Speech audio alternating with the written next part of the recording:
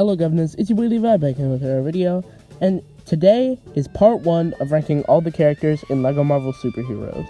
Now, me personally, I'm very proud of myself because if you know the channel lore, there was a 1-year gap where I didn't post anything in between all the characters of 1 through 4 and 5 through 7, and that didn't happen this time. There was only a 4-month gap with the videos in between. Let's go, woo! Like LEGO Harry Potter 5 through 7, I will be including the DLC characters, and since there are 167 characters in this game, let's just jump into it. Oh, also, real quick, I do want to say I will be using background footage from LEGO Marvel Avengers and LEGO Marvel Superheroes 2, but I will only be looking at their character as they appear in LEGO Marvel Superheroes. At number 167, the worst character in this game, we have Absorbing Man. Now, you're probably thinking, why is this character so low? Absorbing Man sounds like a really cool super powers, and you'd be right. In the comics, Absorbing Man has the ability to absorb things. But do you want to know what his powers in LEGO Marvel Superheroes are? I'll give you a couple seconds. That's right, he doesn't have any. He doesn't have any powers. Like, they could have made him the most overpowered character. Like, maybe he lights himself on fire and that lets him shoot out fire beams. Be like, at least give him super strength or wall breaking, something. Just anything to make this character not useless. Like, Absorbing Man had so much potential, but it's Absorbing Man. So, we have our first DLC character on the list. The reason this character is so low is because she has no abilities and you have to pay for her. Like, you have to pay real life money to get her. Now, before I start this next one, I want you to know I am an Aunt May defender, okay? I have been known to hop around the streets of New York City as Aunt May. But the thing is, in order to play as this character, you need to do an insane grind. It's pretty much your unofficial 100% completion reward, and you guys know how I feel about 100% completion awards.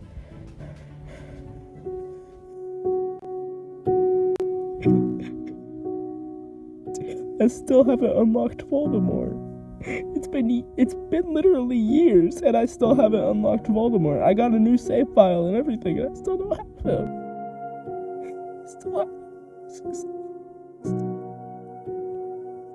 Now, when it comes to this next character, Liberty, I've seen a lot of hate for this character, and that's for one reason. A lot of people have said this character is a disappointment because it wasn't the actual size that it was in the level. But you know what? You're stupid. You are dumb. You are a little goo goo gaga baby if you think that. You little wah. Because you know what? The Statue of Liberty is massive in this game. In this shot, we can see that it takes about 4.5 minifigures to reach the length of the Statue of Liberty's foot.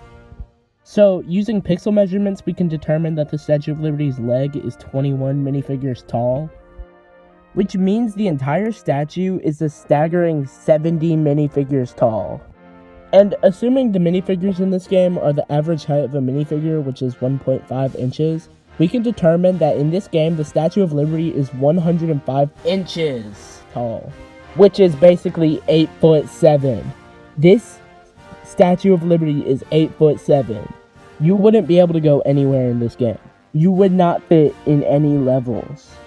This character would be literally unusable. So quit your yapping and take the character how we get it, okay? You get what you get and you don't throw a fit.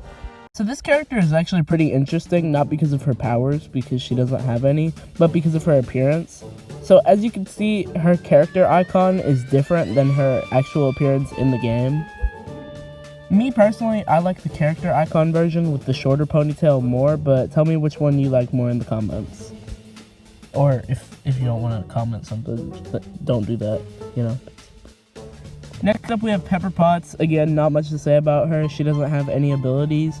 She does have a variant of her that is like an Iron Man suit, but you know, I decided not to include that with this character.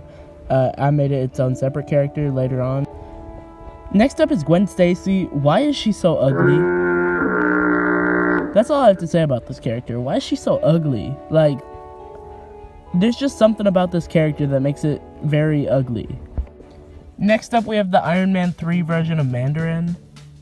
Not much to say about him. Next up is the Symbiote Scientist. this character looks really cool, but it's very disappointing that he doesn't have any abilities. Like, look at this giant claw. He should at least be able to, like, smash big... What am I yapping about? He should at least be able to smash, smashable... He should be able to break walls. He should be able to break walls. That's what I'm trying to say. Same thing with the symbiote scientist hazmat suit. He should also be able to break walls, and also he has a little taser, so I think he should be able to use electric panels. I don't know, I just think these characters had a lot of potential that were not used. Oh, and also something I forgot to mention, they can't use they can't use they can't use the little black goo tunnels. Damage control might be completely useless, but don't even be hating on my boy Damage Control. Damage Control deserves none of the hate. Alright, Damage Control is fire.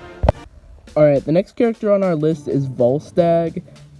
This is the first character with a quote-unquote ability, and the reason I say quote-unquote is because he's useless. He just has a sword, and that counts as an ability for some reason, which you can't do anything with the sword except for, like, throw it. He's a part of the useless Asgard pack I talked about with Jane Foster, and the reason I hate this pack so much is because it's just full of filler characters. It has, like, 9 characters whose only ability is, like, a sword. Actually, it doesn't even have, like, 9 characters. It has, like, 5. So, yeah, useless, but he's a silly little guy. Look at him, he looks silly, so, yeah. Next up, we have Hogun. This character is a part of the useless Asgard DLC pack. So yes, you had to pay for this character that has no abilities other than a sword. Not only was this one a part of the useless Asgard pack, but also he looks like a Next up, we have Heimdall. This character doesn't have any cool abilities, but at least he wasn't a part of the Asgard pack, and he came with the base game. Next up is Iron Fist. He's a lot more useful in LEGO Marvel Super Heroes 2, but as it stands in this game, he is not very useful. Next up we have Gamora. Same thing with Iron Fist. She's useful in the second game, but she's pretty much useless in this game. I don't know why, but in this game, Blade looks really weird. Like, there's just something about him that it's kind of awkward. Next up is Iron Man Underwear. This character might only have the ability of technology, but I'll be damned if he is not the funniest, silliest guy in this character roster, okay? Justice for Iron Man Underwear. He is a silly, goofy guy. Next up is Tony Stark. He's not a silly, goofy guy. And he's also like a billionaire, and billionaires aren't nice. Because, you know, why do you need all that money? Give some of it out, maybe? I don't know. Next up we have Herbie, and his tasing ability is exactly what I wanted for the hazmat suit guy, but, you know, Herbie is just built different, you know, he's built better. He's literally built, because he's brick built, instead of a minifigure. Next up we have the Frost Giant, just like, Spider-Man's girlfriend, whatever her name was, Mary Jane. The Frost Giant character icon is different than the actual appearance of the character. I think for this one, the actual appearance they went with is better, but again, leave whichever one you think is better in the comments. It's really hot here. I have like 5 blankets on me recording. Hold on, I need to take a break. Sorry about that, y'all. The heat made me go a little Lulu. Next up is Ronan the Accuser. He's pretty cool, I guess. Next up is Rocket Raccoon. This character is actually pretty cool because raccoons are pretty cool, and also he has explosives. Next up, we got Moon Knight. This character looks pretty cool, but he doesn't really have anything special about him. I love S.H.I.E.L.D. Agent. I would defend S.H.I.E.L.D. Agent with every fiber of my being, okay? Agent Williams, I love you. For those of you who don't know, this character is referred to in LEGO Avengers as Agent Williams. But he is literally everywhere in this game. Look around the S.H.I.E.L.D. helicarrier, you'll find him. You'll find him everywhere. Mystique turns into S.H.I.E.L.D. agent because she knows Agent Williams is the coolest flippin' guy around. He's the coolest kid in town. Don't accept any Agent Williams disrespect. Justice for Agent Williams. Nothing bad happened to him, but justice for him. Next up, we have Roxxon Guard. Just like Agent Williams, he has a pretty cool gun. And the final character for this video is the Kingpin Henchman. Just like the other two characters I talked about, he has a really cool gun.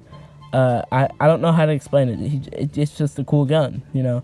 It's a really fun gun to play around with. Kids, don't play with guns. Chat, don't play with guns. Can we get a quick rewind on that? And that's gonna be it for today's video. If you guys did enjoy, I would appreciate it if you liked and subscribed. No reason, I just like it when that number is big. So yeah, ranking all the characters in LEGO Marvel Superheroes. Is it obvious I don't script these videos? I don't like scripting videos because, you know, I just let my ADHD do all my work. Anyways, bye.